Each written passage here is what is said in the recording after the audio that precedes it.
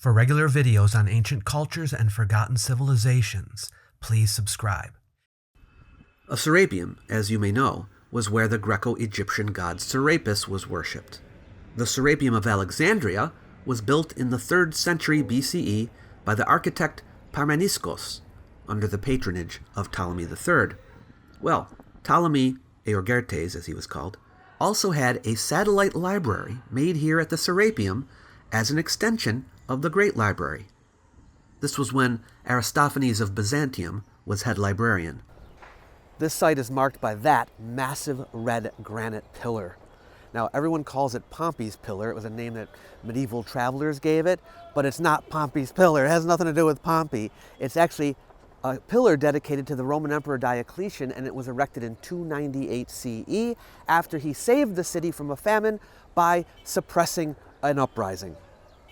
The column is estimated to weigh 285 tons. The fact that it is known to have been added to the Serapeum in Roman times shows very clearly that the Romans were able to move objects this heavy and erect them. We have numerous examples around the Mediterranean.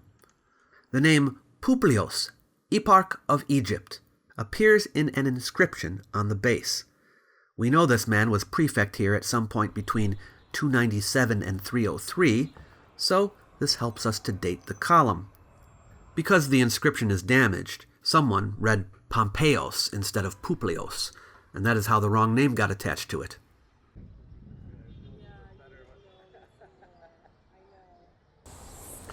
Look at the size of this thing. It's 27 meters high and 9 meters in diameter. And right on top of the Corinthian capital, you see at the top, there was a giant porphyry statue of Diocletian himself. And we know that because pieces of the statue were found scattered on the ground around it. This is the only ancient monument in Alexandria that's still standing in its original location. 2 Ptolemaic sphinxes made of granite still sit near the column.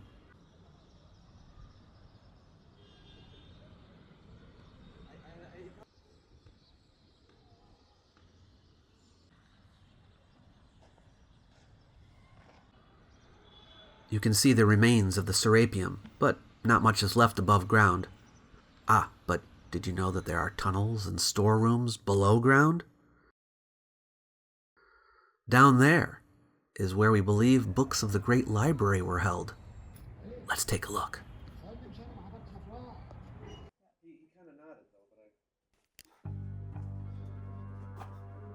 We are now in a part of the famed Library of Alexandria.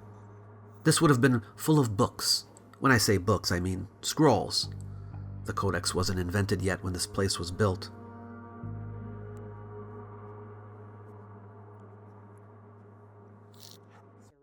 A statue of the Apis bull, one of the incarnations of Serapis.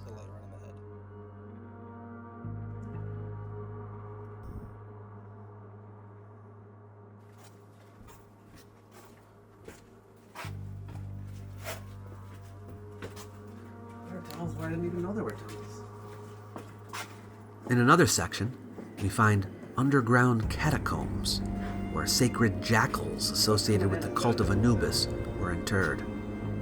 Many people think the Great Library was destroyed in a single catastrophic event, but its downfall was slow.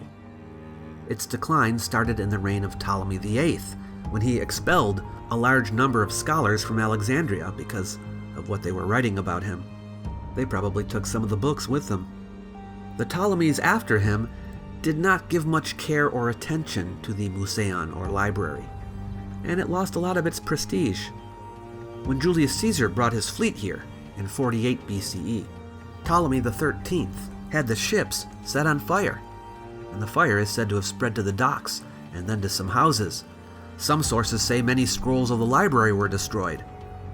Whether this was in the library itself or a warehouse of scrolls, we're not sure. But we do know the library lived on. Mark Antony is said to have donated books to it from the Library of Pergamum. In 270, Zenobia, the queen of Palmyra, conquered Egypt, and 2 years later, the Roman Emperor Aurelian took it back. In the fighting, the section of the city in which the main library stood was destroyed. What survived this event is not known, but the daughter library here at the Serapium lasted for a little bit longer. It was here when the column was put up. The Serapium was finally closed down in the 4th century for religious reasons. By that time, the Christian emperors were shutting down all temples with pagan services. Around 391, there were riots in the city, and Christians began attacking pagan monuments. Some of the pagans fortified themselves here in the temple and its enclosure to protect it. But a mob of Christians came here, drove out the pagans, and sacked this place, destroying much of it. Later, a church was built here, but it eventually fell into ruins. And then a cemetery was put here.